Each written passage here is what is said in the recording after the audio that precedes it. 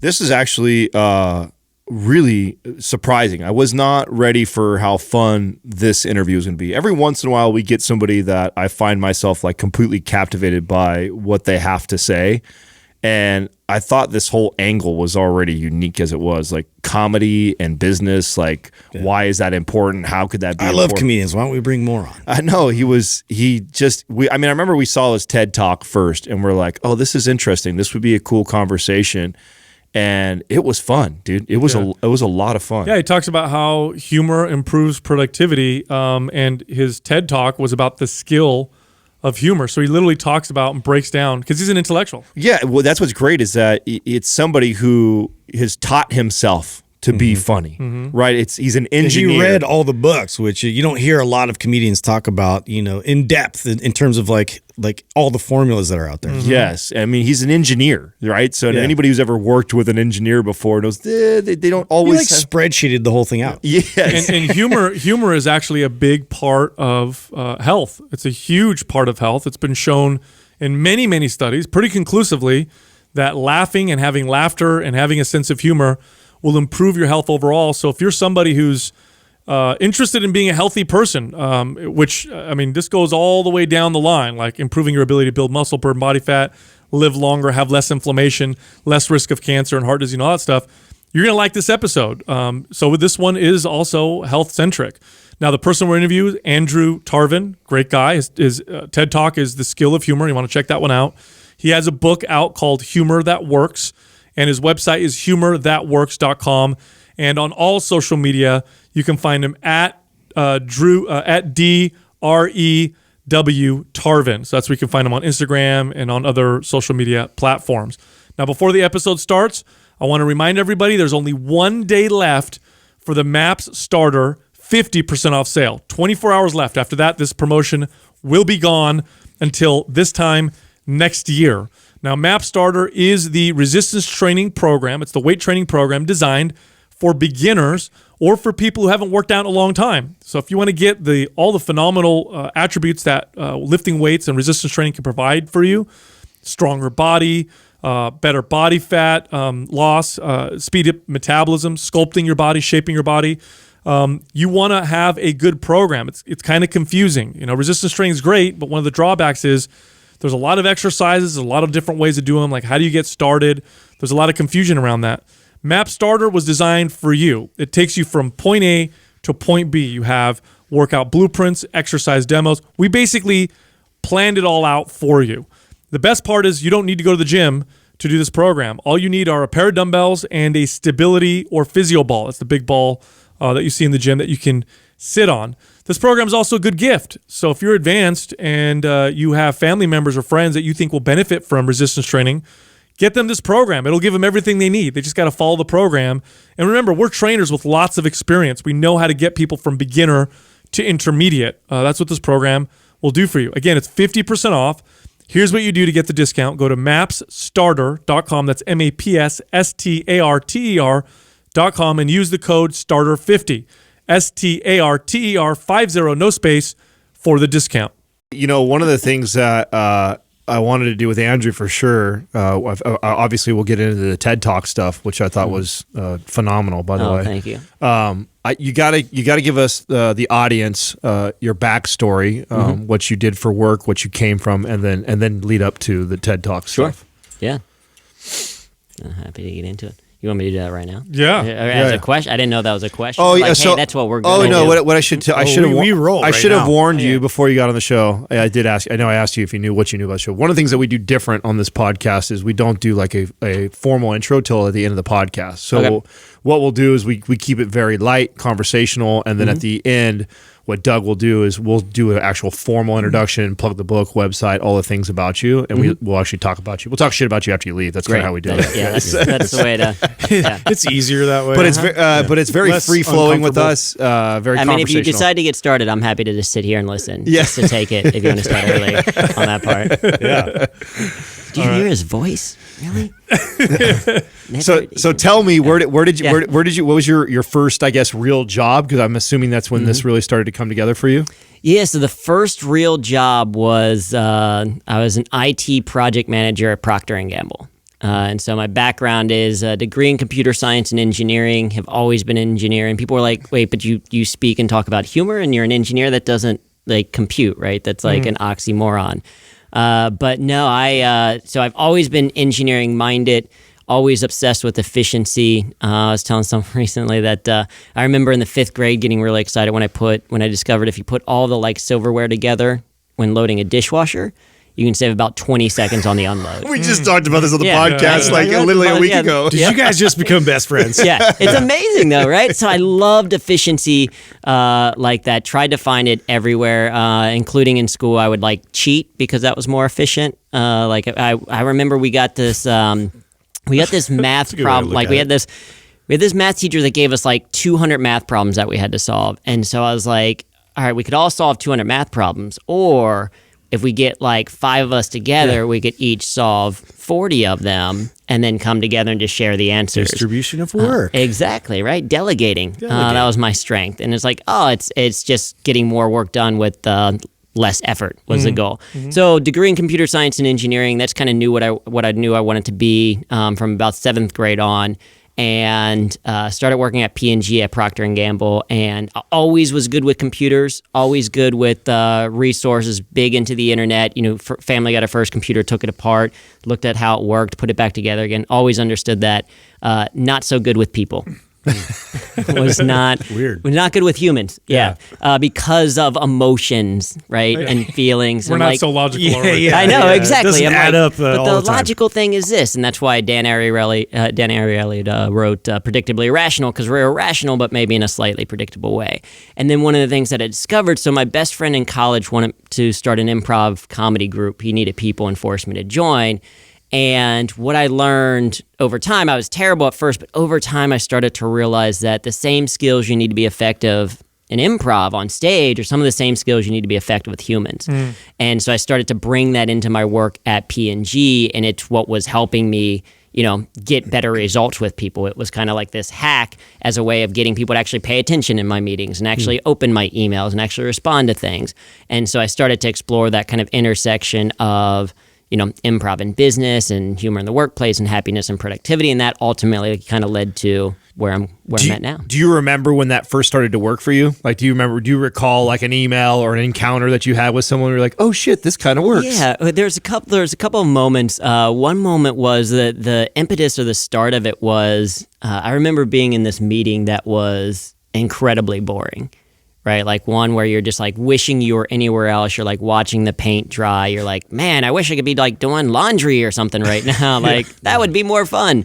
And the problem was that I was the one leading the meeting. Yeah. Right? And so it's like if I'm bored while talking, they have to be bored while listening. And I had recently watched or read or something that Hitchcock is in every single one of his films. Alfred Hitchcock, he's like in the background is a silhouette or a stranger that walks by, or it's kind of like how Stan Lee is in all the Marvel films. And so I was like, what if I put me in every one of my presentations? What if I have an image of me as a kid and tell some story that's somehow related to the talk? Or what if very smart. Yeah. And my favorite one was I made an Excel spreadsheet that kind of made kind of my silhouette of fake data just to kind of incorporate, because every meeting it would be something else. How do I incorporate myself? And I noticed people started kind of paying attention, and then they would say, hey, I see you. They started actually engaging with what I was talking about. Smart. Yeah. And so that was one where it started to go. But I think the real big moment that I realized it was working is that I love puns, love wordplay. And so at the end of my weekly status emails, I would include a pun that was related to the email in some way. And I had done that for quite a little while. And then I come into work on Monday morning, and I had a bunch of email replies to one weekly status report. And I was like, uh-oh, what did I do wrong? Or did I offend someone? What happened? And I had forgotten to include the jokes. And people were responding. They're like, where are the jokes? Or I was reading this for the jokes. Or you're still doing jokes, right? Yeah, come on, funny man, make me laugh. That's the only reason why I click on your emails is to read the jokes. And I realized that it was working. I realized that, as a project manager, to at least know that someone opened an email and scrolled to the bottom, I don't know if they read the stuff above it, but at least the fact that they were looking forward to that, I was like, okay, there's something to this. Yeah. Absolutely. When people enjoy something, they just absorb it more. They have a tendency to want to listen and pay attention. I learned this as a trainer. Yeah. It took me a while to figure this out. Like, if I make my clients enjoy this process, they're going to show up and be better at what I'm trying to teach them. Or make it more relatable by adding your own stories that are similar to like their experiences of what they're going through with that as well. For sure. That really helped a lot. Well, and I think it's similar to what you're talking about with clients and working out is that there's going to be tough stuff that is tough. And you actually want that. Like, you want to come and work out and you want to feel a little bit sore afterwards. You want to push yourself. And the same thing with work. You want to continue to get better. And this is why, when I talk, stress isn't a bad thing. By itself, stress is how we grow. It's how we grow muscles. It's how we improve our capacity as people. It's chronic stress that is bad. And so if not everything is going to be perfect, but if the things surrounding it, if when they come into the gym or come and talk to you, they enjoy that part of the process and you leave them on a positive note, that's what they're going to remember. And they'll be like, oh, it was hard, but fun. Yeah. So you're taking these classes. You're now starting to implement it into meetings, emails, starting to see like, oh shit, this is working. What's going on now from there? So from there, when I first started working at P&G, I created a blog called Life of a New Hire because internally I had blogs, and I'm, elder millennial, so I am of the generation where I'm like, I have a voice and people should listen to it. I think that's kind of a millennial thing. I should be the manager. Yeah. Exactly. Yeah. I'm offended. Right. Right. I do appreciate that I got a swag bag though, because I was like, this is kind of my participation trophy. Regardless of how this goes, I'm walking away with something. Get something. Yeah. We've learned to do that. Yeah. But and I was talking to a friend of mine who the stand-up comedy is a surreal thing because you're like, you know what? I have thoughts and people should listen to them. Right? It's a little bit narcissistic. And maybe I had that a little bit at P&G. So I started this blog, Life of a New Hire, and I did that for a year and people actually really enjoyed it. It was all of the experiences that I had as a new hire, the trainings that I was taking and how I was onboarding and what was going well, what was going poorly. And so a year after, I'm an engineer, so I'm very specific in certain ways where I'm like, okay, after a year, I'm no longer a new hire. I have to do something else. But I liked blogging. It was good for my personal brand, and the humor stuff was working, so I decided to proclaim myself the corporate humorist of P&G. I got business cards title. Made. I continued the blog. I got humor.pg.com internally, and I kind of assumed someone would stop me. Right? I assumed someone like from HR or legal would come up and be like, hey, you can't just create your own job title. Yeah. But no one ever did. And I still did my P&G. I still did my project management work, but I started doing more and more. And as I started to blog about it, I then started doing the research about it and then started seeing that, there's research in the Harvard Business Review. There's research in the New York Times. There's research dating back for quite a bit of ways that, hey, humor is actually an effective tool that we can use in the workplace. And so I realized it became a passion of mine. And as I started speaking internally at P&G, I realized it was stand up with a message. Like the stand up that I was doing outside of P&G, I got to make people laugh, but I couldn't be like, all right, now, it's Friday night, it's 10 p.m., you've had a couple of drinks, I've just made you laugh about something. I can't then be like, all right, now if you want to solve that problem, here are the 3 steps you need to do. Yeah. Right. Drunk people at 10 p.m. on a Friday night are not looking for that. So at this point, were you doing more of the improv with your group, or were you actually breaking off and trying out your own stand-up? I was doing a little bit of both. So college, we start the improv comedy group. I graduate. I go to Cincinnati first, where I grew up, and then also that's the global headquarters of P&G. So I did a little bit I started to do stand-up there. And then I moved to New York City with Procter & Gamble. I moved for a role, and that's when I started taking a bunch of improv classes and doing stand-up. I have to ask you about your first time that you got in front of everybody and did your first stand-up set. How'd that go? Well, that's interesting because it's like, I did stand-up the first time a year after starting improv. We were at Ohio State, and there was a stand-up comedy competition, so a bunch of people in the improv group were like, if we can be funny when we make it up, we've got to be able to be funny when we write it down beforehand. Turns out that stand-up is way harder than improv because the expectation is lower. Improv, you're getting a suggestion from the audience and everyone is like, okay, yeah, we all know it's being made up on the spot. Stand-up, there's almost this like, you think you're funny? Yeah. Prove it. Where's the funny? Yeah, bring it. So the bar is much higher. But the first laugh that I got in stand-up, I was incredibly nervous like 3 days before, shaking anytime I started thinking about doing that I was going to do it. Couldn't eat. But the first laugh I got was proof to me that I was funny. Because in improv, there's part of my head that was like, you know what, maybe just the people around me are funny. Right? Maybe I just happen to be on stage while they're being very funny, and so people are kind of being nice to me and laughing. Because I was never the life of the party. I was never the class clown. I never saw myself performing. I wasn't a person that was like looking at stand-up and be like, I'm going to do that someday. It was more of like getting pushed into it. And so getting that first laugh was like, okay, there is actually something to this. And then I was still incredibly nervous a lot of times. I don't really get nervous now. I get excited to do stand-up, but I've done over 1,000 shows between improv and stand-up at this point that it's like now, it's a common Good thing. reps you put in, yeah. Exactly, yeah. I talk all the time about like reps. That's how you get better at any skill, which I think humor is a skill.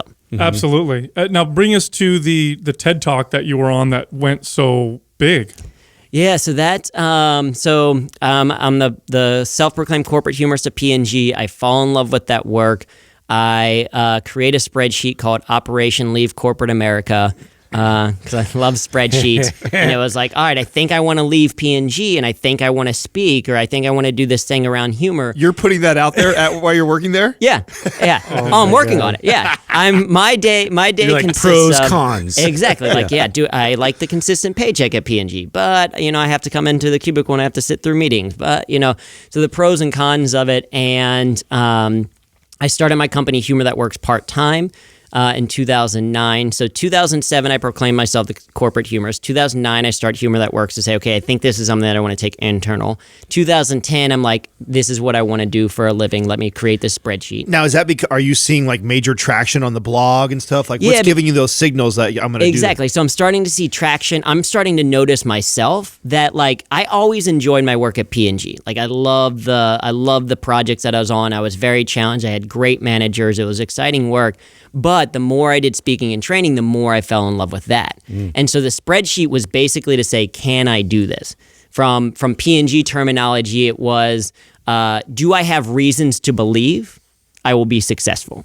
And that was, okay, do I have a website with client lists? Do I have testimonials? Do I have, can I take a week of vacation and still actually be productive where no one's looking over my shoulder to make sure that I'm getting blog posts out or I'm writing an email? And so I do all that. It takes about 2 years for me to check off everything on the spreadsheet, and then I feel comfortable that I can leave. So then I leave P&G in 2012. I had a year's worth of savings that if I ate ramen noodles and dollar pizza in New York City, I could get by. So I didn't have to make money. For some reason, I believe you actually mathematically figured that out. Oh, for sure. Yeah. Oh, for sure. I had the budget, and then I was like, okay. And then it's like, oh, wait, no, I can splurge right now on a McDonald's 2 for $3 sandwich, right? Like I'm doing okay. And that was, and I because my thought was, if it goes terribly wrong, if I don't make any money or anything like that, I can get another job in IT. The fact that I had P&G on the resume, a degree in computer science and engineering, and some social skills, like to be a computer science engineer and have social skills, is like, that's going to put me above a lot of other, It's like a chupacabra. Exactly, right? Yeah. People are going to take notice of that. They're like, that guy, that engineer made me smile. Maybe not full on laugh, but smile. Like, I feel okay right now. He's not weird. Yeah, he's not weird. He's socially okay. So that, I was like, okay, if it goes terribly wrong, I'll get another job in IT, and then I haven't had to do that. That was 7 years ago. And so continue to push this idea of humor in the workplace and find, how do we bring that intersection, right? How do we bring more joy into the workplace so that we get better results? And because it was something that not a ton of people seem to be talking about. There's other people who talk about humor in the workplace, but not too many people that bring the engineering side of it. And so... Now, what do you mean by that? In other words, like the productivity that it provides, the actual benefit to the company? What do you mean by the engineering behind it? Yeah, I think both. I think, one, people think of humor as a nice to have. Like they think, all right, if I enjoyed my work a little bit more, that'd be cool. But, If not, what can you do? You know, work is supposed to feel like work and all that. And it's my belief that, kind of to your point before of like, if you find a little bit of enjoyment out of what you do, you're more likely to do it. And it was insane to me that so many people that I knew would be on Sunday dreading going into work on Monday. And just looking at the statistics, like the average person will work 90,000 hours in their lifetime. Wow, it's a lot. 90,000. That is longer than everything on Netflix. Like that's my like comparison. That's a long time. And so it's like for us to spend that much time at work hating it, like one, maybe work has to change, but two, maybe our perspective has to change. And so I did my first TEDx talk at Ohio State. And there I kind of talked about humor in the workplace and this realization that I had with a coworker of mine at P&G where she kind of thanked me for using humor in the workplace. And what I realized from talking with her was no one ever told me to use humor, but no one ever stopped me either. And so many people didn't use humor just because they felt like they couldn't. And so that was kind of part of it, like, oh, okay, one, we should be intentional about using humor. It is something that's going to get you better results. And two, I think the other thing that was unique, at least a little bit different, was for me to say, no, you can learn this. Like a lot of people think that it's an innate thing, right? Like, would you guys consider yourselves funny? Definitely. My kids would say no. Kids would say So no. arrogant. Actually, Justin's funny. No, Justin's funny because Justin's funny by osmosis. That just Sal and I are a little bit funny. Right, yeah, you get to build into it, right? But and this happens all the time of like when I'm talking with different groups, I'm like, okay, like, rate your skill of humor on a 1 to 5, and most people pick like a 2 or a 3. But the reality is that humor is a skill, which means it can be learned, right? It's like cooking.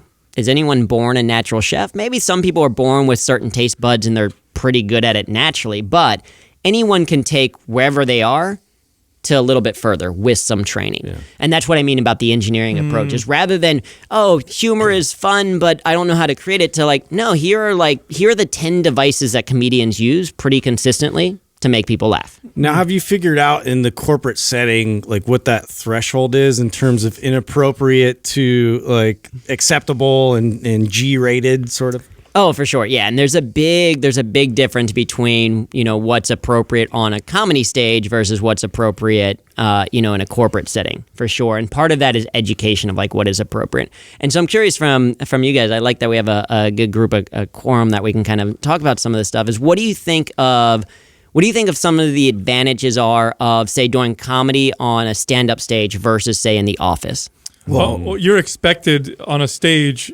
People are anticipating comedy, and it's okay to be very offensive, although nowadays it's a little bit different. But you can be very offensive. You can talk about things that in the office, there's like a different threshold of what's considered. Yeah, I feel like you're considering everybody else around you versus like going to see the show. It's really about you and your experience, if that makes sense. Well, anything and everything that's taboo is almost encouraged on stage. Like if it's it's you want to encouraged push on it a little stage, further. We're in corporate, it's like, oh, you got to be very careful. Oh, for sure. Yeah, and I think that's probably the biggest difference of like a lot of people now are talking about Chappelle's new special on Netflix. Oh, great. I wanted to get into this. Perfect. Yeah, and I enjoyed it. I think there's certainly some things that he talks about that I wouldn't talk about, but just the craft of comedy we loved it. is very, very impressive. That was masterful to me. And the ways that he makes certain points are very, very funny. Oh, he takes you on a ride. You expect him to go over here, but he comes from the other angle and just and then he comes back and you laugh. And then what I think is amazing about, I think we're seeing a shift in comedy now, and this is what I appreciate, is we're having more and more comedy with the message. Like if you look at Chappelle's most recent one, his point about the N-word versus the F-word, where he talks about like, hey, how come I can say the N-word, but I can't say the F-word? Right.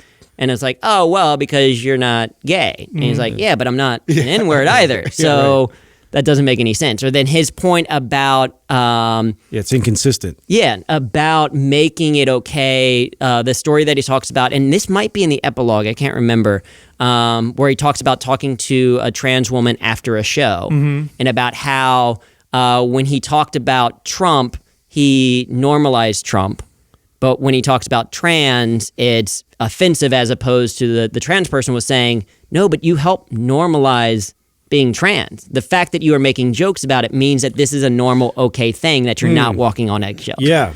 I've noticed that too, even with people with disabilities and things like that. It's tough because a lot of people want to like immediately they're more offended by it than a lot of times the person with the disabilities, because again, like to your point, they want to be normalized. They want to be a part of the group and experience, the same sort of razzing. Razzing, like just normal things you do amongst friends. Absolutely. Yeah. People are getting offended on behalf of other people now. Right. Which is, great for empathy, but maybe a little bit too far in one direction. And so, but I think you see that with Hannah Gatsby's Nanette comedy special, which was fantastic, and Hassan Minaj's was more of almost like a speaking event. So you're seeing more and more comedy with a message, which I really appreciate. But to your point, you are kind of looking for those edges as a comedian on a stage. And really, if you don't like what Chappelle is saying, don't watch his Netflix special. Well, do you feel like this is going to be a definitive moment now where other comedians are going to have the courage to kind of come out and kind of battle a little bit of this tyranny that they're experiencing in terms of people wanting to get them fired from TV shows, fired from specials, like stifle them from saying what they want to say? Like, do you feel like a lot of comedians now have that as an example of like, okay, now I can present these ideas? I think yes. I think on the flip side of it, the disadvantage is that people are going to say, well, Chappelle talked about it, so I'm going to. And they're going to do it as because I think intent comes into play a lot. Totally. Yep. Like, I think Chappelle, I don't think is a tent for those things. And again, you can't know any human, but the way he crafts it and the fact that he brings it back to a message is powerful, versus I think some people are going to take that and it's like, oh, well, he said all that stuff, so I can just be super offensive as well. It's going to be crude and just offensive. Yeah. Right. And that's one of the challenges for me. So my stand-up, regardless of when I'm doing it, can be a Friday 10 p.m. show when people are like, drunk and they want some more risque stuff. My material is always rated mom. Mom. I want my mom to watch anything that I do and be proud. So I don't cuss on stage. I don't talk about, taboo subjects or anything like that. And that's just a choice that I made earlier on just because it's my brand. Do you find that more challenging? That's gotta be tough, man. For sure. I would think that it's way more challenging. But it's amazing to me because I'll sometimes go up after people who are talking about all manner of things, and then I'll go up and do a little bit of wordplay. Like I said, I love dumb jokes. So I'll do something stupid like, a man asked me if I wanted some free fish. So I asked, what's the catch? Yeah. Right? Like some right dumb joke or whatever. Sure. Yeah. I've been recently doing, so this is kind of interesting because I do stand up as a way to write material for speaking. And I don't always know how it's going to connect. So I did a little bit of like puns around ghosts. And then I recently discovered or realized that more people believe in ghosts than like what they do for a living. That's Wow. interesting. That's crazy. Probably true, yeah. Yeah, but it's true, like just in ghosts terms are of real, statistics, so. right? Yeah. So I'm like, I don't know if I believe in ghosts or not, but if I do, my hope is that once you die, there's like a helper ghost.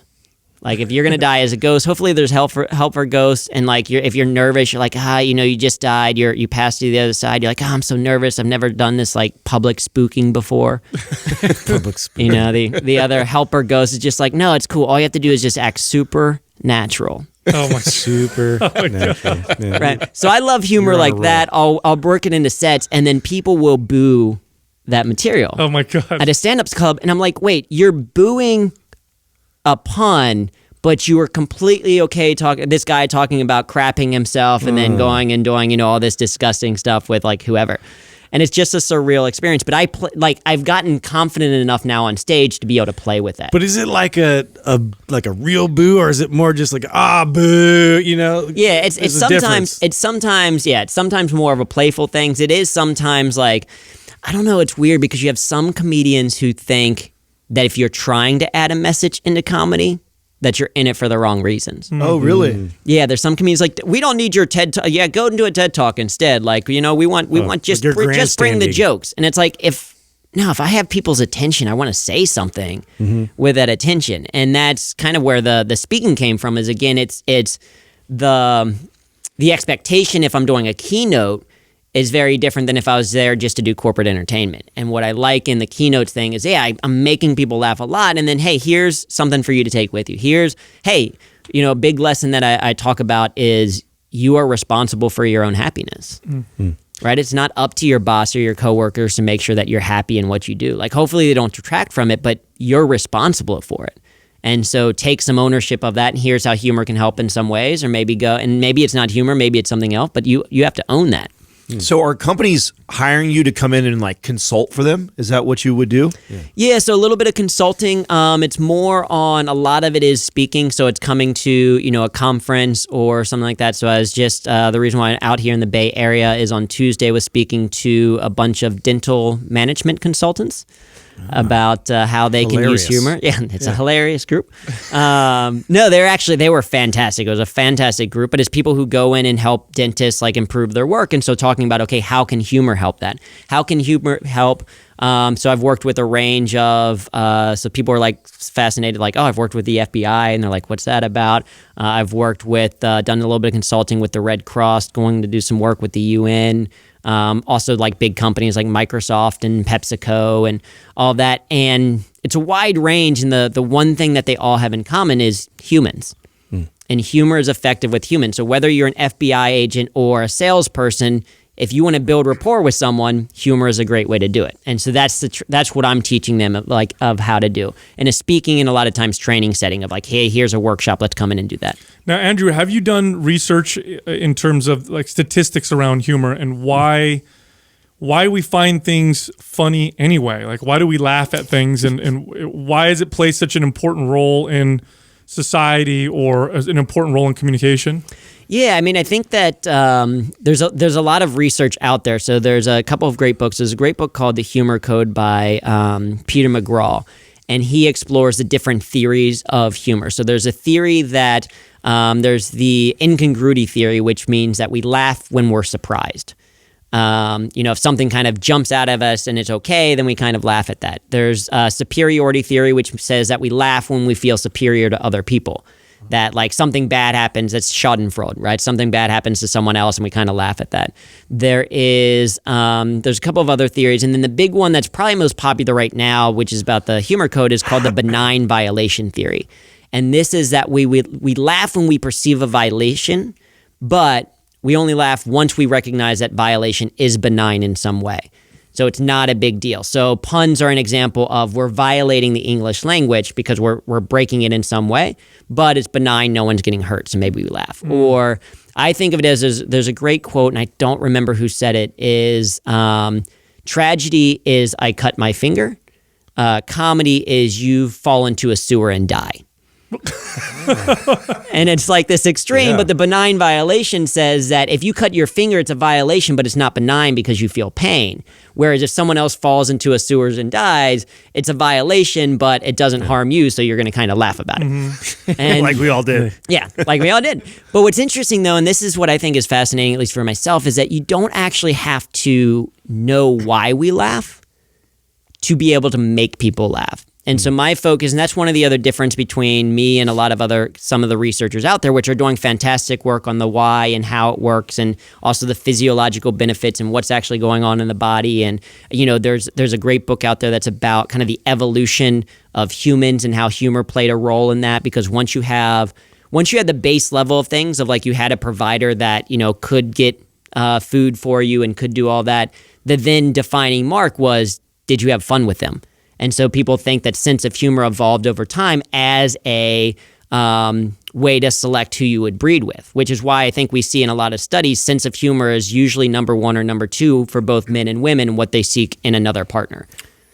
But all that said is you don't have to understand any of that to effectively use humor. And so my focus is more on how do we actually use humor? How do we teach that as a skill and use it intentionally to get a certain result, as opposed to exactly how does it work? But I am fascinated by how. Do we know the history of it, like how it evolved and how it did come about? Like when did we all start court gestures? Right. Yeah. Do we know the evolution? I mean, we know some of it, and I think it's more in the book. I don't know kind of the initial, I don't know that we know the first joke that was said. We do know some early puns.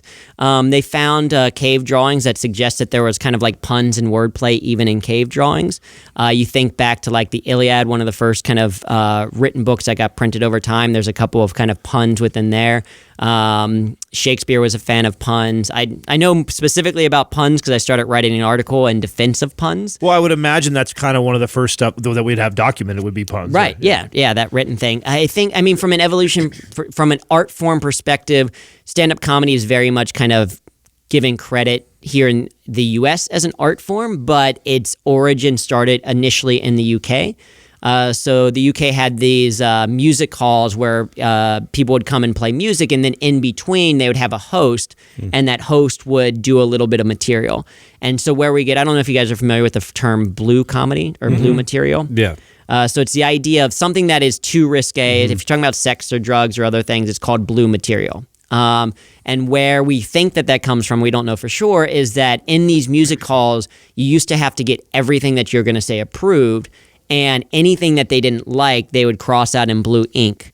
I see. Because they're like, okay, you can't talk about the queen like that. You can't talk about this subject. You can't do that, because it was much more censored then. And so we think that that's where, the term blue material comes interesting. from. Now let's talk about the skill of humor. Let's say somebody's listening right now and they're like, okay, I'd like to work on being funnier, or I'd like to work on developing a better sense of humor. Where do they start? What are the steps? Yeah, so there's three, and this kind of gets into what the subject of the second TEDx was talk about the skill of humor. And I think that's why it drew people in, is a lot of times people are like, wait, is it a skill? Can it be learned? And so the skill of humor kind of breaks down to three components, I think. The first is your sense of humor. This is like, what do you find funny? What makes you laugh? And what do you find interesting? What makes you go, huh, that's kind of interesting? Right? Like just something that kind of piques your curiosity as a starting point. That's because every comedian has their own, you can kind of translate this into their own perspective or their own point of view, right? Dave Chappelle's point of view is very different than Ellen DeGeneres, right? Which is different than Hannah Gatsby, which is different than Tig Notaro, which is different than Chris Rock and Kevin Hart. Like they all have their own unique take on the world. So how you see the world is a big part of your skill, of what you find interesting. The second component is your ability to humor. The fact, like, can you write content? Can you take this, initial aha moment and turn it into something? So the example that I give in the TEDx talk is around the rapper Flo Rida. You guys know the rapper Flo Rida? Yeah. Where he got his name. Exactly, where he got his name. Like, it took me going to the state of Florida. Right? I put that together. Yeah. Yeah, it took me Got forever his to put that name from his home state of Florida. Flo Rida. And he put a space in it. To me, that blew my mind, right? So that is that's the like, that's interesting. And so then the content piece of it, and this you can learn from improvisation, the idea of yes and or building, or if you take classes at UCB, a specific school in New York and LA, they teach, if this is true, what else is true? Right? There's a logic to comedy in a sense of like, okay, if it's true, Flo Rida got his name from his home state, or his name suggests where he's from, what else could be true, right? So in the TEDx talk, I say, okay, you could do that with other brands, right? You could take other states and put spaces in them. So you could have like a Hispanic travel agency in Dover called Delaware. Delaware. Right? Or you could have a female internet detective who's married who goes by Mrs. IPPI. Right? And so that's one direction that you can go. And so kind of if this is true, what else is true? The writing of content is, once I had that aha moment of Flo Rida as a space in it, then I just looked at all of the states and put spaces in kind of different spots to see like, okay, Alabama. Does that make anything? No. Okay. Alaska. Alaska. Maybe there's something there. So then it's just that process of, okay, let me go through every single state. And the two I think that work the best are Delaware and Mrs. IPPI. So it's that, can you do that writing piece? Can you go a different direction? So the other way that you can go with that joke is, all right, so if Flo Rida is kind of a hidden message as to where Flo Rida is really from, it's like, okay, where is Bruno Mars really from? Yeah, right. Right? It's just a different direction, something silly. So in other words, like if you find something that piques your interest like that, gives you that there's something there for you to kind of dive in, and you can probably figure out a way to create comedy around it. Exactly, right? I've heard from another comedian too, like there's a practice like before she got into stand-up comedy where you had to list out 50 of things that you absolutely hate and 50 things that you absolutely love. It had to be like a very, striking difference between the two. And you're very passionate about those subject matters. And then you find those types of opportunities within those subjects to tie it all together. Oh, for sure. And that passion, I think, is really, really important. So, for example, I'm curious from you, what is something that you hate? What is something that is a pet peeve or drives you crazy? Yellow jackets. Yellow, like the bees, Like or the like bee- yes. okay, so not people wearing a fuck those jacket things. that is yellow. No, But yeah, like not yellow, and bikers. Those are my two. Can't fucking stand. So either a of those. biker gang of yellow jackets would be the worst Yeah, thing. that'd be the worst thing. I'm out, dude. You're just gonna steer into them on the Yeah. road or something like that. Okay, Yeah. right? Yeah. So you can take that passion and like start to explore that. So part of comedy is the justification of it, right? So it's like, okay, why bikers? Why do you hate bikers? I've actually been hit twice. By a biker? Yeah, they ran into the back of my car. Oh wow. Okay. Yeah. All right, yeah. And so they're that's assholes. justification. And Well, you were driving They're out there backwards. just being loud, and they think they're tough, and Yeah, right. They're So annoying. You can start to take some of these ideas of like, okay, yeah, because bikers do. They kind of think they can go anywhere, right? They're like the mix of they're like we can be kind of a pedestrian, but also kind of A vehicle. a vehicle at the same time, right? So then you I'm can say, tough, but I need a bunch of friends to back me up. right, exactly. So then you can say, okay, if this is true, what else is true? And so you can think, okay, where else would bikers, what else do bikers do in that kind of scenario? Do they like, if they're riding through a mall, would they go up an escalator? I don't know, right? Like, so it's just then exploring different ideas. Or where else do they think that they have the right of way even when they don't? Right. Right? Like, are they going into the store and bypassing people in the line? I don't know. Like, again, it's just exploring these ideas until something kind of like, oh, that's kind of interesting. Like, let's hit. Any other things that you guys hate? No, that's clever right there. I know something you hate. What? You hate it when we're at the airport and people stand right in front of the bad carousel Oh yeah. when the bag's going around. Yes, Like, why are you that's standing right in front of it? What a great point, too. You made that once. I was like, yeah, he's right. It drives I me hate that fucking. too. You know what he's talking about? Yeah. Yeah. Oh, yeah. Yeah. With the thing cut. Yeah, what's the point? Yeah, they don't come out until I don't know 15 minutes later. But people for some reason all line up, and the first only 50 people or so can fit around there.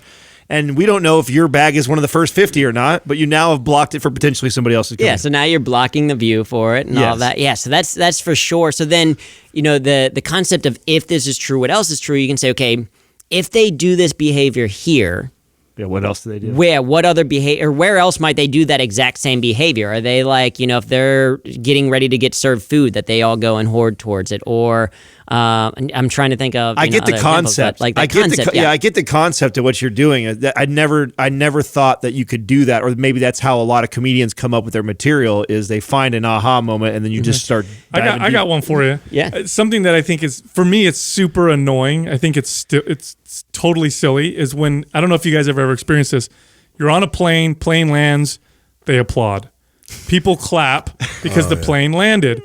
I think that's, how condescending that would be for any other job. You imagine you go to get a cheeseburger, guy brings you out the cheeseburger, you give him a, thank you for my cheeseburger. I'd be like, fuck you, I just did my job. Why are you clapping? Of course I made you a cheeseburger. I think it's so silly that we do See, and that. that's a fantastic example of this is true. What else is true? But then also from a perspective standpoint, as soon as you said that, my first thought was, I get applause all the time. Like in the sense of like, if I tell a really good joke, I get applause. The fact that a pilot landed a plane safely and you did not die, that's probably a little bit more applause worthy than me having a good couple of like puns together. So you can explore this whole thing. I think we applaud at the wrong thing, right? And now this becomes an entire bit where it's like, okay, we applaud at this, and you might go into like, I have a thing about standing ovations. Like, I don't like them. I hate when I'm forced into a standing ovation. Oh, I hate that when everybody else is standing up. You're like, oh fuck, I Yeah. stand up now, clap. And it usually starts with like 3 people, so then a few other people, and you're like, no, don't buy into their fake standing ovation. Like, now I've got to get up too, because otherwise then I just look like a jerk. Yeah. Right. And then, like, so that's all like kind of, there's this logic to it. And so one of the things about sense of humor, so I think there's kind of 3 things that comedians do. We're tied to each one of these components of the skill. With a sense of humor, what every comedian does, and what, if you want to learn to be funnier, what you can start doing today is start a humor notebook. Start a notebook, whether it's physical or virtual. Like, I use Evernote, but one spot where anytime you have that thought of like, that's kind of interesting, or that was funny, or that made me laugh, or I just made someone laugh with a certain thing, write it down in a notebook. Because we as comedians have these humor notebooks, and that way when we have a little bit of time and we want to create funny, rather than sitting down with a blank slate and being like, okay, be funny, which is hard to do, you can start with a notebook and be like, oh yeah, I remember a couple weeks ago I kind of had this thought, let me explore it. Yeah. Now, I completely agree that humor is a skill like any other skill. And you'll find people who come from funny households or people who have some kind of a physical, defect, maybe they were overweight or short or whatever, tend to have better sense of humor, probably because they had to develop it in order to make friends. But why don't more people practice humor? Is it because of the fear of rejection? Because I've heard from comedians who've said it takes 5 to 10 years before you're actually really good on stage. That amount of rejection has got to be terrifying, because I can mess up on practicing something else, and I'm not messing up in front of a bunch of people every single time. Is that why people don't practice it? I mean, I think that's probably a component of it. And for sure, I think there's a lot of truth to, a lot of famous comedians would say it can take 7 to 10 years to get good in comedy, partially because you're finding your voice. You're finding what is your persona on stage. It took me a long time, and it took other people kind of articulating it, is that I am through and through an engineer. My voice on stage is how an engineer sees the world. And that actually helps me once I kind of once I realize that, it's like, okay, what's my engineering approach to dating? Like, I went on 96 first dates in 2018, like, because I turned it into a project, and like 96 first dates. Holy shit! Oh, how many second Multiple dates? 50, Was this all like on Tinder or 50 what? second dates. It was Tinder. It was Hinge. It was Bumble. It was a couple. There's a service in New York for like to set up like blind dates, like a dating service, and they needed more men because they had a lot of women. Dude, I am so curious of what you found. I mean, obviously you tracked all this. So, I tracked all this, and so I what did you learn? I should say first now that I am through the 96 dates. I found a woman who we've been dating for over a year now, and things are going incredibly well with her. And she's not a fan of me always talking about this, but because she went through a tough relationship, and then she went on like a little bit later, took some time off, and then she went on 3 dates, and I was date number 2. And so then we started hanging out. I went on 96 dates. I feel like that's even more credit to She like wanted how an amazing STD she test. is. Yeah. Right? What number was she? She was number like 72. Okay. Because we both traveled Lucky a lot number too. 72. And so we went on our first date, and it was very nice. But then it was like 3 weeks later that we could go on the second date, and this is a challenge of what I do of like traveling all the time. I'd go on one date and then be like, okay, what's your availability 3 weeks from now? Right. Which is tough in the dating scene. And so I learned quite a bit. I learned a lot about myself. I learned very early on, this is the engineering side, is that in texting before meeting in person, I would try to find some way to steer the conversation. And usually it would be like, hey, we should maybe grab a drink. But before we do, we should probably find out if we're mortal enemies or not. Yeah. And so then they'd be laughing, like, how do you do that? And I'd be like, funny you should ask. Do you have any like deal breakers, like major pet peeves or deal breakers? Because what I realized is that I have a couple of deal breakers. And so I wanted to confirm whether they were, get that out of the way. But I first start with what their deal breakers are, so that then I can be like, oh, and here are mine, right? Mm-hmm. Because I just realized, like, for me, I'm not super religious, and I had previous relationships where someone was like a go to church every Sunday type of person, which is fantastic, great for them. It's not for me. And so I wanted to find out before we went on a date if they were someone who goes to church every single Sunday or was super religious, regardless of what the religion was, for me to be like, okay, it's probably not going to work out. And that's just from, experience of a bunch of dates and realizing like it wasn't a good fit. And same thing for like other people. People are like, oh, I want to date someone who is, who likes to smoke. I don't smoke. So it's like, okay, that's not going to work out. So I wanted to get that. I realized like texting is a process to weed out the number of like dates that you go on. Yeah. And so learn that. And then in the first conversation, the other thing that I learned was I started to try to get good at, when I first started texting with people, because I'm an introvert and I'm still like awkward at times, but I was like, oh, if I end everything with kind of a question, that's a prompt for them to respond back. And at first I thought that was good, but then I realized I was going on dates where I had to carry the conversation. And like I said, I'm an introvert. I can only carry it so far, right? You got to like meet me halfway. And so I was going on these dates where it would just be like pretty awkward. And so I was like, oh, okay, in the texting, I need to ask some questions so that they respond, but at some point I need to leave it up to them to see if they can pick up the conversation, if they're going to continue it. Right. And so these were all like, it was just kind of data points to be like, okay, what can I find, what works? And so the woman that I'm dating now, she's German, So it's the most efficient relationship that I've ever been in. But I feel like she kind of appreciates it. In fact, one of the things that was kind of a like, I really kind of like her, was she shared a spreadsheet with me of travel, because she travels quite a bit for work. So she was like, here, I put out all my travel for the rest of the year. If you were to put all of your travel in there as well, we would see when we're both in town and we can meet up. Oh my God, such an engineer thing to do, right? And I was like, how hot is that, right? A spreadsheet? That's one of the like sexiest things anyone's ever sent me. I mean, lay it out on the floor. Let's Right? do this. Right? But that's my approach. That's how I am as an engineer. And so from a comedic standpoint, it's like, okay, how can I take that lens, not through computer science, which I can talk about, but how can I talk about dating this way? How can I talk about emotions? How can I talk about these other things? And kind of to go back to your point about this idea of failure, is that I think coming from improv changed my life. Doing improv changed my life. It's one of the things that I think everyone should take an improv class at some point, because you learn social skills. You start to learn yes and as a mindset. It's a great mentality to have. But what I also learned from it was that failure is just data. Yeah. Like if I'm a stand-up comedian and I get up and I try a joke and no one laughs, it's not commentary on my worth as a human being. It's just data about that joke. And that's what I love about comedy, is that it's this logical kind of like logic thing that you can do, a logic problem that you try to solve. It's iterative. You try it a bunch of different ways. And if I change this word, is this funnier? Is De La Ware funnier? Is it funnier if it's a Hispanic travel agency called De La Ware? Is it funnier if it's a Hispanic textiles manufacturing company? Or, you know, like just these different tweaks, and you're trying it. The advantage to doing improv and doing stand-up is you have a safe space to do it. Like if you go and bomb at a stand-up club, like at an open mic, the expectation, the consequences are very low. If you do that, if you try a joke in the workplace, the consequences feel higher. So if we go back to kind of what are the differences between kind of the stage and the workplace, the stakes are higher. If you say an inappropriate joke in a comedy club, people just don't come and see you. They just like, oh, I don't like Chappelle. They give it a 0 on Rotten Tomatoes or whatever. If you say something inappropriate at the workplace, you could get fired. There could be like, when I talk with CEOs, they're like, what do we do about lawsuits? How do we avoid lawsuits? That's a big thing that we're focused on, right? The stakes are higher.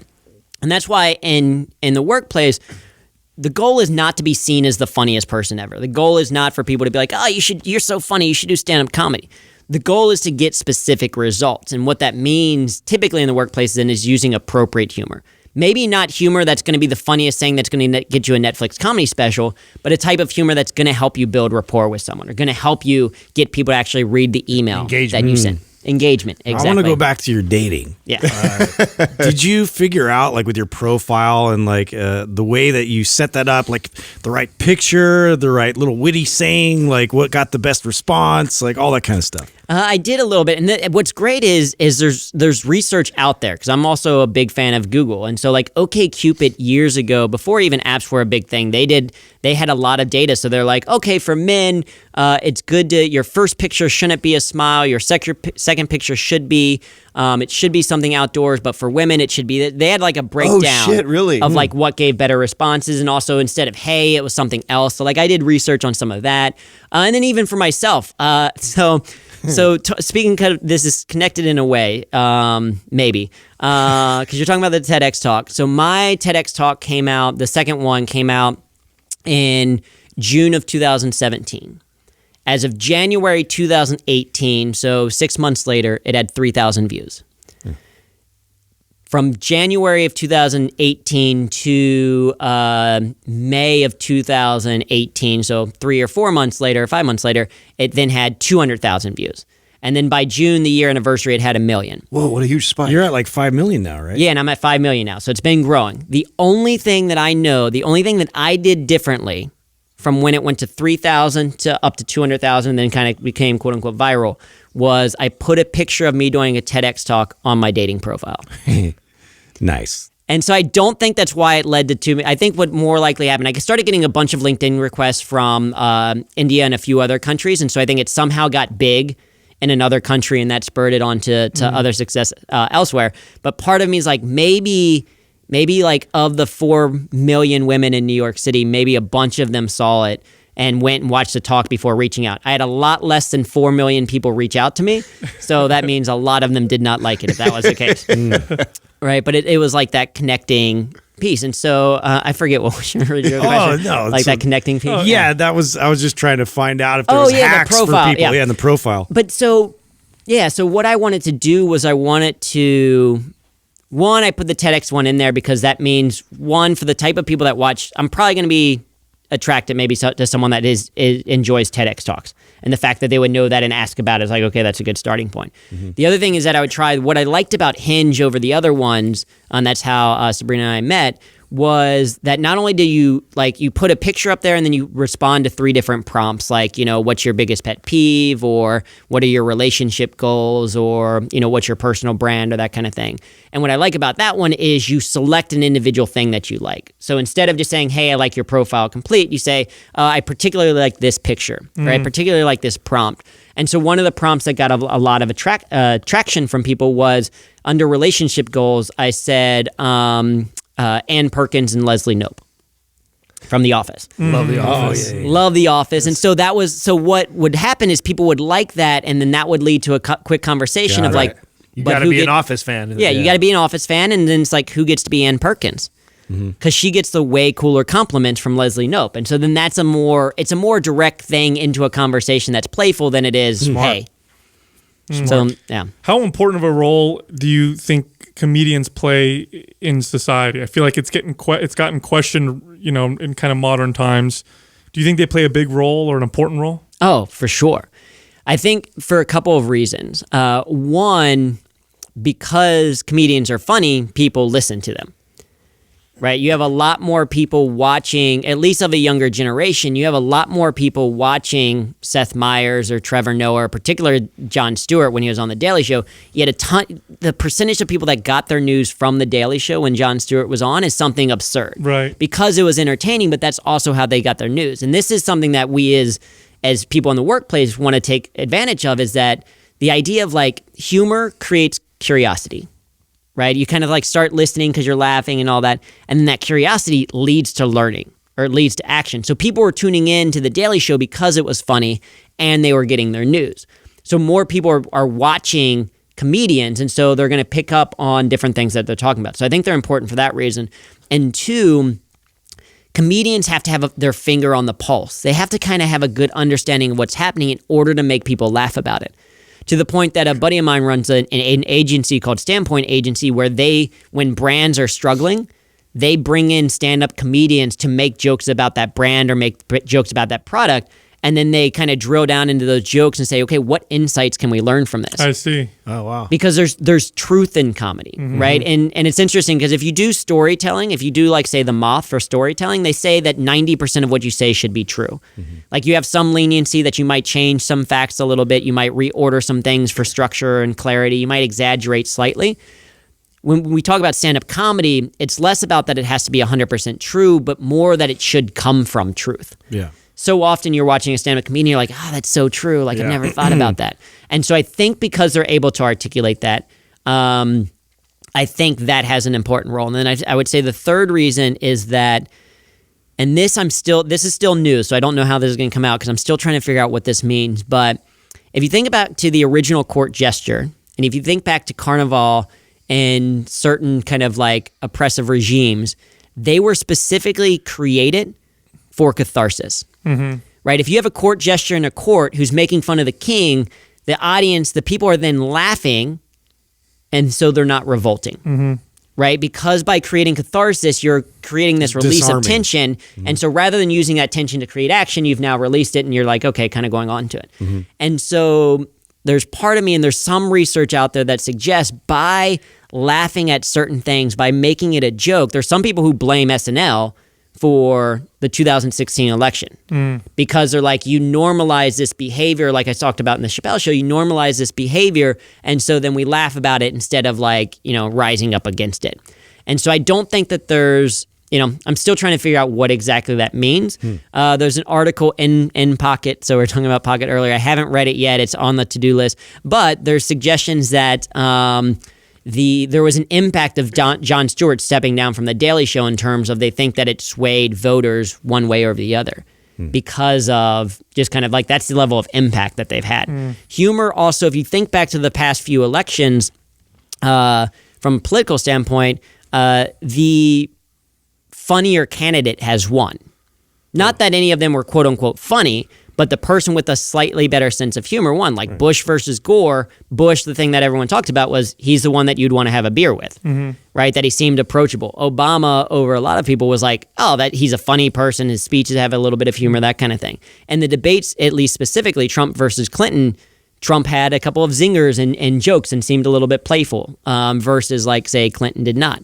And again, I don't know exactly what this means. It's stuff I'm still exploring, but I do think that they have a huge impact. I think humor as a whole has a huge impact on society, and comedians as the primary bringers of humor dictate a little bit what's being said. Yeah, I would entirely agree. And I think that there's also a little bit of a backlash on telling people what they can and can't say that is funny. And I think that causes a little bit of a revolt. Like, don't tell me what I can and can't laugh at. It makes it, if anything, it brings it out even more, in my opinion. We also today have this meme culture, which is massive. There are today's political cartoons, and I have a 14-year-old son, and this kid is, I mean, if a meme is out and it's funny, he knows about it instantly. Him and his friends share them right away. And I think those play a huge role in society right now. I know in the past there were political cartoons. Now it's memes, and they play a big role, I would say. You have any opinions on those? Well, I think what's interesting about memes is that it's a way to help people create humor. More people are creating humor because they're like, oh, I can make a meme.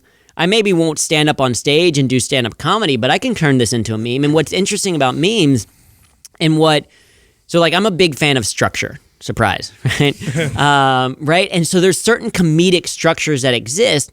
And what I learned from doing musical improv was that structure actually helps creativity, right? So often in creativity, we think, oh, we have to be completely unrestricted. We have to be free. We can't I need no kind of boundaries or anything like that. And I'm just going to wait for the muse to come and all that. The reality, though, is if you get some sort of inspiration, and maybe it comes from the humor book, and this kind of goes back to the second component of the skill of humor, the ability to humor, is you can follow certain structures. And so memes are a certain structure, right? A new meme comes out and you're like, oh, okay, I can follow that meme. Like I can, like if you think of, I'm trying to think of some memes that are out. This is older, but like for some reason the first one that comes to mind is Star Wars, from the prequel memes of Anakin saying not just the men, but the women and the children too. And that became a meme where anything that ended in men, you would just change to include other things. So like, not just the humans, but the Hugh women and the Hugh children too, right? And so that it would get extreme, but that now becomes a structure where you're like, okay, I can think of a word that ends in man or men, and then add these two things. So it creates something that other people can like, oh, I can practice that. There's ones that exist outside of me, like an association, or probably the easiest one is a comic triple, is in a way a certain structure. So a comic triple is where you have a list of 3 things where the first 2 things are kind of normal in a list, and then the third thing is unexpected. So my mom, this is a joke that my mom doesn't love because there's not really truth to it, but I think it's a good example of a comic triple, is that I say, as a kid, I've always been an engineer, right? As a kid, I used to like to take things apart and then put them back together again. Things like clocks and radios and my parents' marriage. Right? She doesn't love it. I mean, my parents did get divorced, but she's like, she doesn't love that. Doesn't love that joke. Right? Yeah, she's like, it's kind of real. Which, part of me is like, I feel like we should celebrate divorce. Right? Because I mean, it should be a positive thing. We are like, it's like 2 adults being like, this isn't working. Yeah. Right? And I feel like, to go into a little bit of comedy, I feel like we should celebrate divorce in the same way that we celebrate a wedding. That there should be a divorce reception, right? You invite all the people who came to the wedding, right? You give gifts back. Best man gives a speech about how he knew it was never going to work out, right? Like you just have this structure. So this is, again, if this is true, what else is true? The concept of, oh, we should celebrate divorce. Okay, what are examples of that? But the comic triple of clocks, radios, my parents' marriage is a very specific structure within comedy, because 3 is the minimum number you can have to confirm a pattern. Because the first thing just exists. The second time something kind of happens in that same area, so clocks, radios, it's like, oh, okay, I know what this pattern is. So then typically a third way would confirm this is the pattern. Clocks, radios, computers. But a comic triple kind of plays on the fact that you think that it's going to be computers or something related. It's the dominoes that's the you're setup. stacking. Exactly. That's the setup of for the punchline.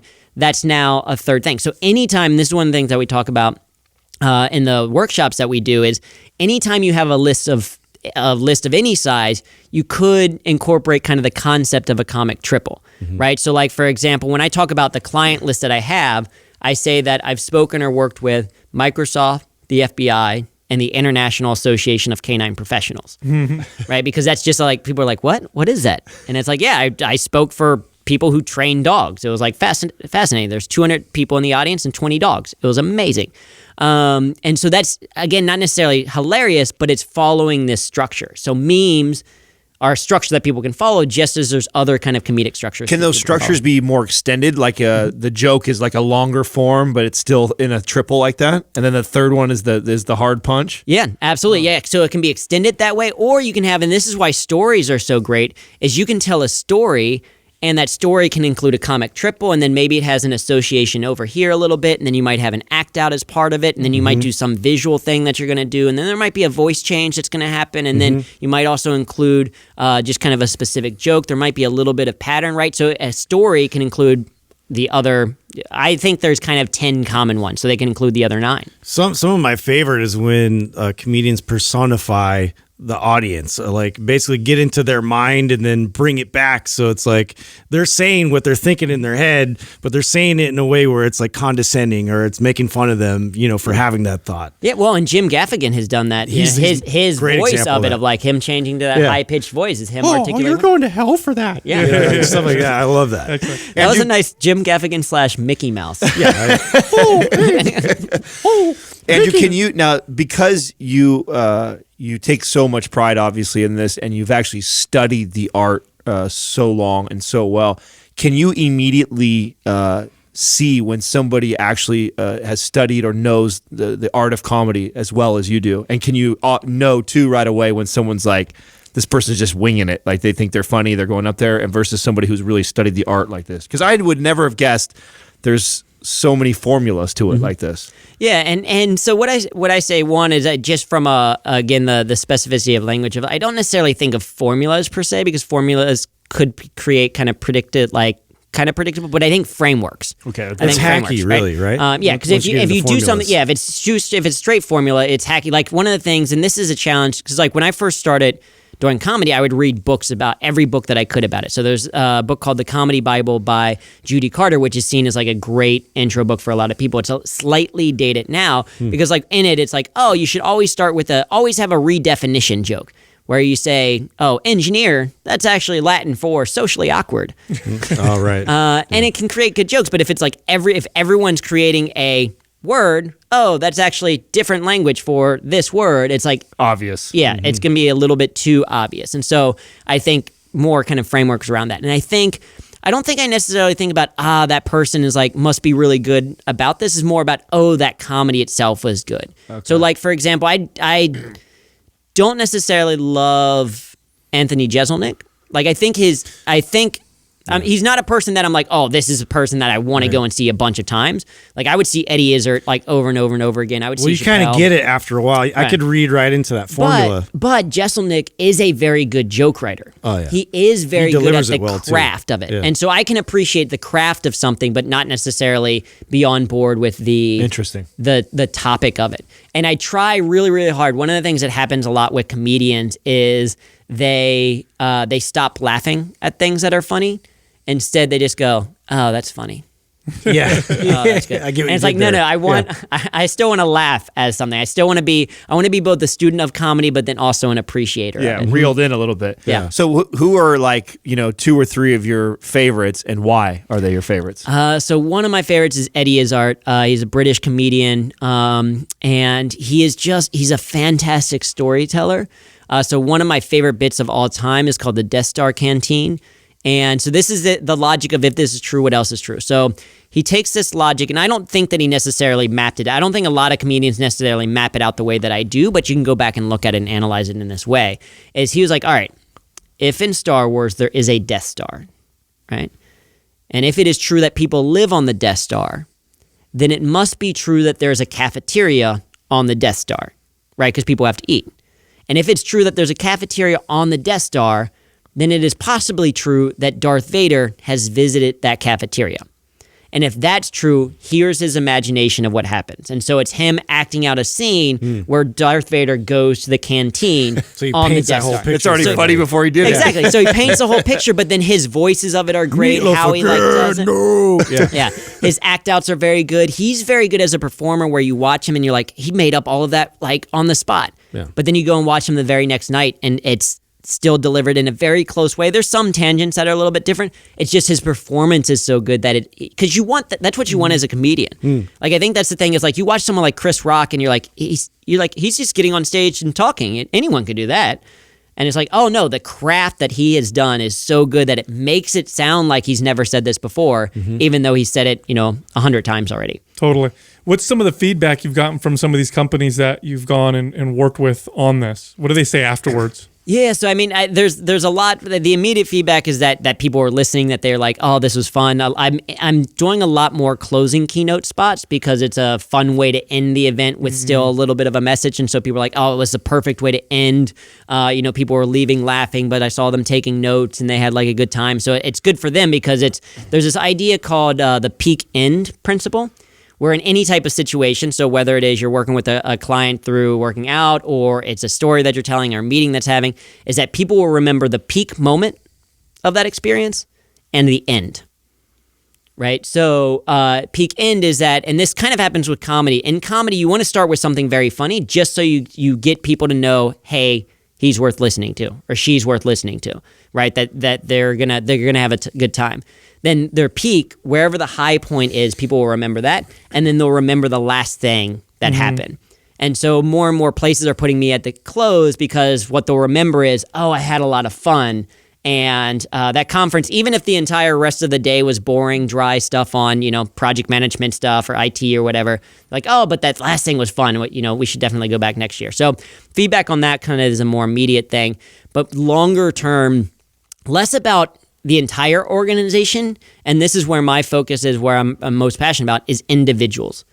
Is individuals reach out and they talk about, thank you for giving me confidence in using humor. I've been starting to incorporate it. Because the other thing about using humor, just kind of come back to that a little bit, is the last component of the humor. So we have the sense of humor, which is what you find funny. We have the ability to humor, which is kind of content structure. And then we have and delivery. And then we have agency with humor as the third component. And this is using humor to get a specific result. Can you use humor so that people pay attention to what you're talking about? Can you use humor to build rapport with someone? Can you use humor just to relieve stress for yourself? And what I think is important for people to recognize is for using humor in the workplace, you don't have to be the creator of humor. You can be the curator of it, right? So you can find a bunch of funny memes and send those out. You can find a TEDx talk that you think is funny and include that at the end of an email. You can use GIFs as a response in a text message where it's like, you didn't have to build the GIF. You didn't have to create it. You just find you type in thank you, and then you look at the ones and you're like, James Corbin bowing is kind of funny as a thank you, so I'll send that one. So you don't have to be the creator of it. And so I think that's really important because sometimes people are a little bit nervous. If you want to get started using humor, start first just by sharing things that you think are funny. And so that's one of the pieces of feedback that I get is that it feels more accessible to people after the program. So oh, I can actually do this. But the feedback that I really enjoy and I get from time to time is people are like, when they say they didn't know that they could enjoy work this much. Because so many people go, and if you've never experienced a job that you love, if you've never experienced a team that you get along with well, if you've never experienced, I imagine you guys all, at least if you don't like each other, you at least put on a very good face, right? Because it seems like you have a good time. But if you've never experienced this level of camaraderie, you don't know it could exist as part of your daily work. Mm-hmm. And so when people start to realize that, when they start to feel it, they're like, thank you for kind of unlocking this. I'll get feedback that I never knew that I could actually like work. And now I'm in a job that I actually really enjoy. And part of it is, I don't know. How do you guys feel about the advice, do what you love? Oh, I think that's very important. I think when you do what you love, you're better at it. You work harder at it. Mm-hmm. Or love what you do. Yeah. That's the key. Yeah. Love what you do. Yeah. Yeah. I come from the camp, but I've done a lot of different things, and I always found a way to love it, all the way down to scraping and shoveling shit and Sure. milking cows. Like, Yeah, that's a good point. yeah, I think it's all about reframing that and Yeah. finding ways to love what you do. And that I think is an important distinction that I think people should realize, is because there's this idea that, oh, you have to do what you love, which I think is part of it. Find what you, and see if you can start to incorporate the things that you love doing, incorporate that into your work, for sure.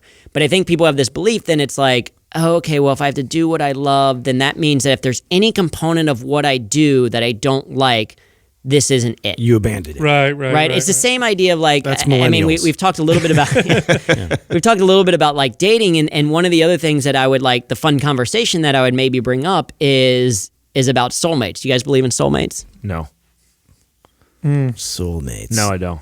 I think it comes from the same place. It comes from Yeah. the same place we just talked about loving job or loving that person. It's work. Yeah. Well, and I think that, and so you and I might be similar in some ways, because like, and so I would joke and I would get their response and I would want to know. But for me, I don't believe in soulmates, but I do believe in wordplay. So I do believe in a soulmate, in the sense that, like, for me, and maybe not for other people, there's one, I'm looking for one person. Like, I want to settle down with one person, have a life partner that's just one person. Like, plenty of other people might be like, no, I don't want to settle down. I want to date multiple people, whatever. If that's into you, that's great. But for me, I'm not looking for an SOUL mate. I'm looking for an SOLE mate. Like, I just want one person, but I don't believe it as one spiritual being that I'm looking for. Because I think when people think of the fairy tale idea, the love at first sight soulmate, what happens is we know that romantic love or lust really only lasts, I think they say, even 3 years after marriage.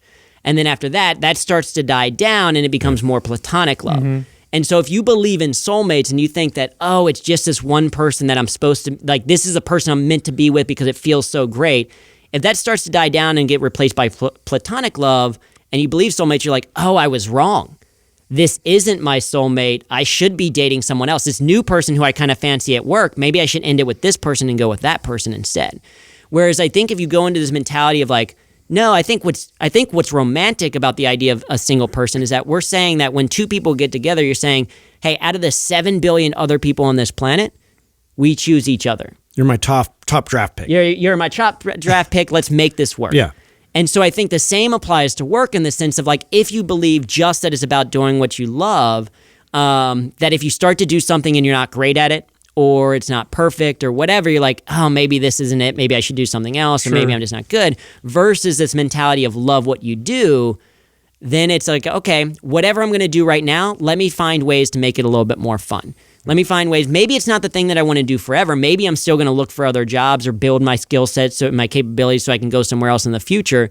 But I should at least enjoy what I do right now. You're reminding me of a story that my dad and my grandfather told me a long time ago. My family's they're immigrants from Sicily, and they were poor. They were poor immigrants, and my great grandfather, his job was, like many people in Sicily at the time, was to tend to these lemon orchards. And what they would do is they would go out during the day and pick the lemon orchards and, work on the soil to plant trees and all that stuff. And they would pair up. There would always be pairs. And people used to pull straws to work with my great grandfather because he told the best jokes. And so everybody wanted to work with him because they enjoyed working when they were working with him, who would tell the jokes. So you just reminded me of that. No, which is incredible. And that's a Perfect example. That's a perspective shift, right? That's right, 'cause the job sucked. No one told your grandfather that he had to tell jokes, right? But he chose to. And that's a big part. Like, that goes back to that idea of you're responsible for your own happiness. And that's a big piece of kind of the message that I want to share, is for people to recognize, like, again, you're responsible for it. Doesn't mean you're in control of it, right? Because I think that's the other thing, is there's a misconception of happiness. I think a lot of people think that success precedes happiness. A lot of people have the mentality of like, oh, like, once I achieve blank, that's when I'll be happy. Once I get that new job, I'll be happy. Things aren't great now, but once I get that, I'll be happy. Or I'm sure you imagine with like clients of like, oh, once I hit X weight, I'll be happy. I just need to get to this, and then I'm going to be completely happy. Which we know that's not true. We absolutely know it's true, because we're not true because of hedonic adaptation. And this is where, like, the engineering approach, I think, is fascinating. You guys know hedonic adaptation, hedonic treadmill? Not hedonic, but yeah. So it's the idea of, first of all, I don't think we should call it hedonic treadmill because there's a reason why Americans aren't happy, maybe because they hate treadmills. They're like, how is a treadmill hedonic? Right. Yeah. But so the hedonic adaptation, or the reason why it's treadmill is that it's always a pursuit of happiness.